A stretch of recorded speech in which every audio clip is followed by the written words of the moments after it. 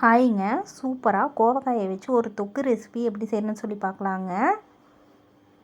கோவக்காயெல்லாம் எவ்வளோ ஃப்ரெஷ்ஷாக சூப்பராக இருக்குதுன்னு பாருங்கள். கோவக்காய் முடிஞ்ச அளவுக்கு பழம் இல்லாமல் காயாக பார்த்து வாங்கிக்கணுங்க. பிஞ்சு காயாக இருக்கும்போது டேஸ்ட் ரொம்ப நல்லாயிருக்கும். ஒரு சில கடையில் நம்ம வாங்கும்போது பார்க்க மேலே பச்சையாக தாங்க இருக்கும். அதை கட் பண்ணி பார்த்தோம்னா அது ரெட் கலர் ஆயிரும். இப்போ வாங்க வீடியோக்குள்ளே போகலாம். ஒரு கடாயில் ஆயில் சேர்த்திக்கலாங்க. ஆயில் காஞ்ச பின்னாடி கடுகு சேர்த்திக்கலாம்.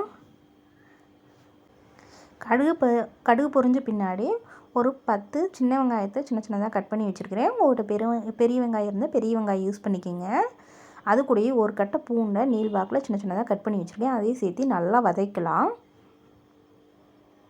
இந்த தொக்கு ரெசிபி சாப்பாட்டுக்கு, சுடு சாப்பாட்டுக்கு, ரசத்தோடு சாப்பிடும்போதோ இல்லை தயிர் சாப்பாட்டோடு சாப்பிடும்போதோ அவ்வளோ ஒரு டேஸ்ட் சூப்பராக இருக்குங்க.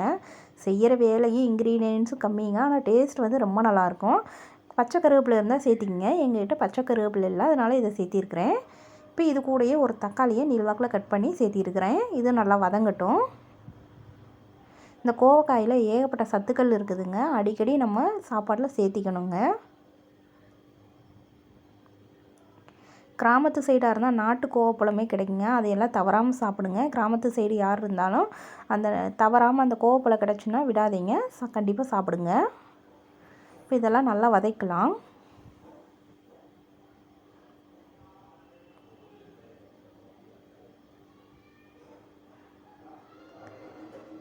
இன்னொரு 2 நிமிஷம் நல்லா வதங்கட்டும்.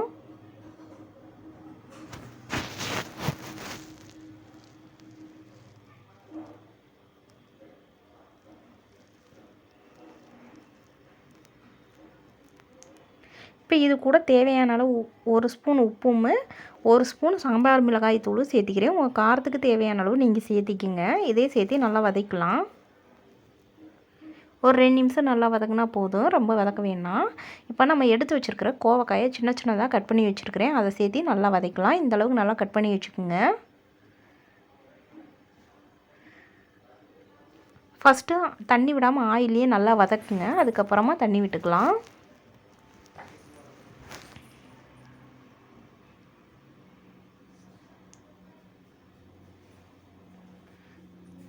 சூப்பராக இருக்குது பாருங்கள். கலரை பார்க்கும்போது சூப்பராக இருக்குதுங்க. அதே மாதிரி டேஸ்ட்டும் வந்து கோவக்காயில் வந்து நிறைய வெரைட்டியாக நம்ம செய்யலாம். கோவக்காயில் ஊறுகாய் செய்யலாம், பொரியல் செய்யலாம், தொக்கு மாதிரி செய்யலாம், புளிக்குழம்பு செய்யலாங்க.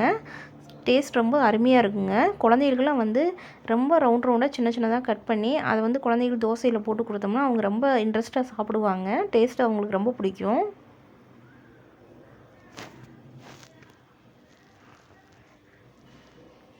இப்போ ஒரு டீ டம்ளரில் சின்ன டம்ளர் அளவு தண்ணி சேர்த்திக்கிறேன்.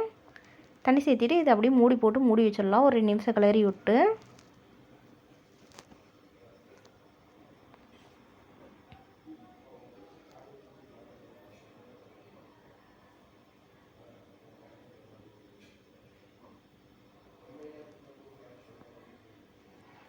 ஓரளவு நல்லா தண்ணியெல்லாம் வற்றி வந்துருச்சுங்க. இன்னும் வந்து தண்ணியெல்லாம் நல்லா வற்றி ட்ரை ஆகணும், ஆயில் பிரிஞ்சு வரணும்.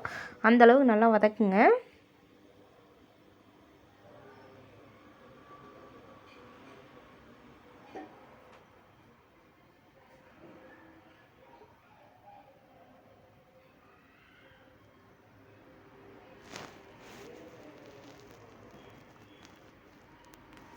ஓரளவு தண்ணியெல்லாம் வற்றிருச்சுங்க. இன்னும் ஒரு 5 நிமிஷம் நல்லா வதக்குங்க. இது சூப்பராக வதங்கி வருது பாருங்கள். கடைசி ஆக கைவிடாமல் நல்லா வதக்கிங்க. ஏன்னா தண்ணி வந்து குறையும் போது அடி பிடிக்க வாய்ப்பு இருக்குது. அதனால் இது செய்கிறது டைமும் ரொம்ப கம்மி தாங்க, ஆனால் டேஸ்ட் ரொம்ப சூப்பராக இருக்குங்க. இந்த மாதிரி செஞ்சு பாருங்கள். கண்டிப்பாக கோவக்காய் வாங்கினீங்கன்னா இந்த மாதிரி ஸ்டைலில் தாங்க செய்வீங்க.